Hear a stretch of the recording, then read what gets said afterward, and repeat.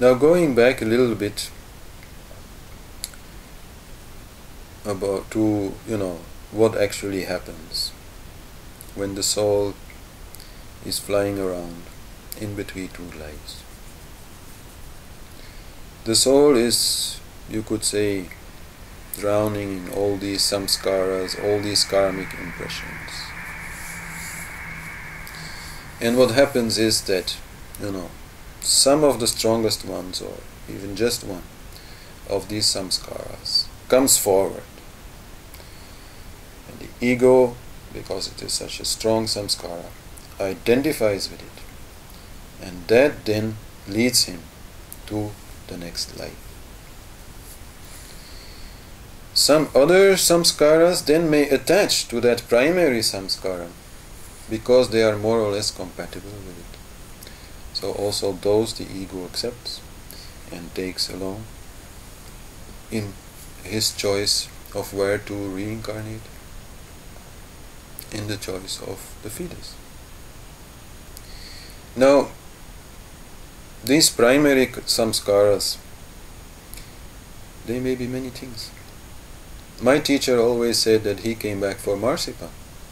He said that, while flying around there, the only thing that really came to him was that, he'd had a little bit of marzipan in his life. Never enough to really enjoy it, to really, get rid of this desire. So he said that's what he wanted. So he chose a mother and a father, who were not very wealthy, but wealthy enough to regularly give him marzipan. And in fact, when us students came to visit him, that was the gift he most preferred, that we would bring him some marzipan. And then he would not, all eat it himself, he would mostly distribute it, but still have some of it.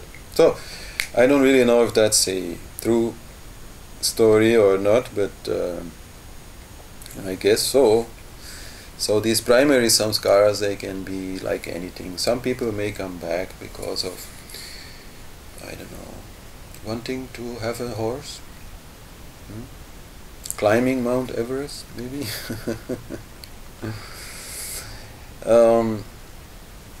Most of us come back for other people.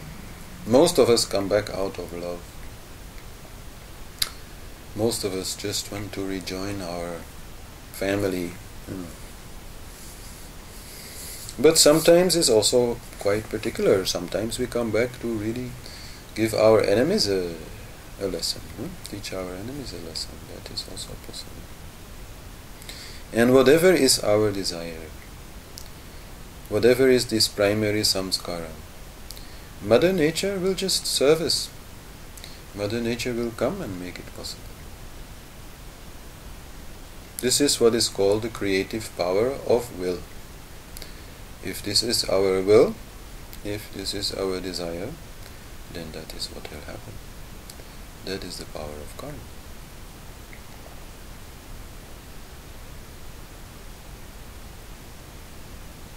When then the soul has found a suitable fetus, and the fetus has aged enough so that the soul may enter it, then the soul will enter it, and interestingly enough it is said that at that time the soul still knows its past lives. It still knows the truth about this body just being a temporary piece of, clothing, a temporary tool, and not, the real thing. It knows that, and being in there in the belly of the mother, it has, some time, like 6 months, and it will still further evaluate these past lives and the reality of the world. But of course, its choices are made. It can no longer escape. And because very often these choices are made out of unhappiness, out of what you could say are negative samskaras. Some regret will be there. And from this regret, also some samskaras that are rather spiritual can be created. There, the baby will understand, oh God, I have been again trapped in this game for a lot of nonsense. And I really would like no longer to be trapped in this game. So it will create some samskaras that will enable it in this life to grow spiritually and eventually escape the game of birth and rebirth.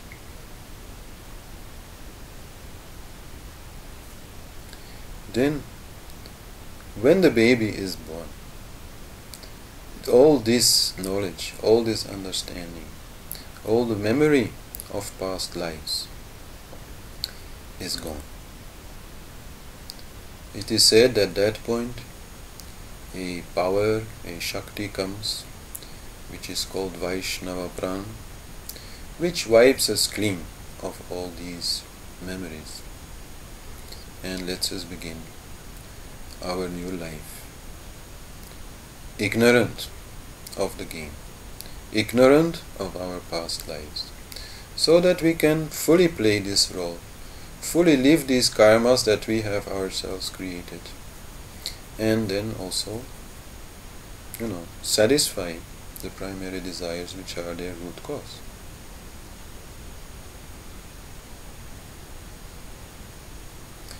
One thing more to say maybe about reincarnation is that there are 3 types discussed in ancient Vedic texts.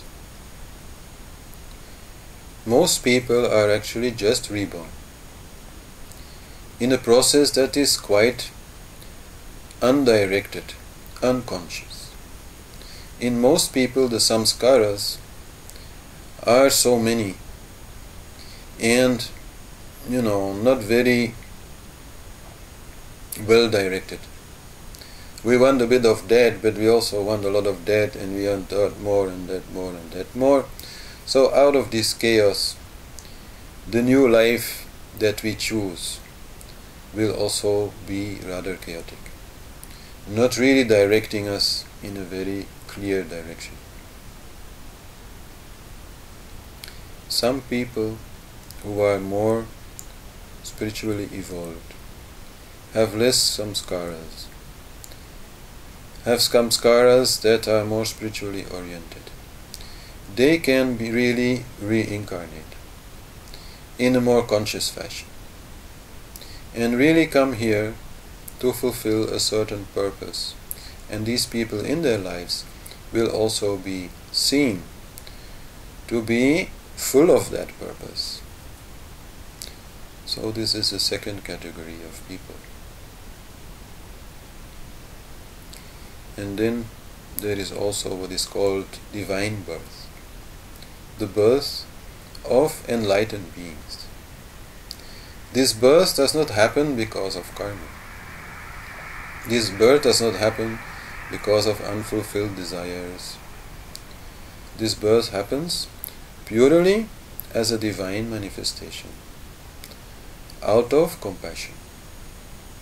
These enlightened beings just come here to help us out of this game of birth, death and rebirth.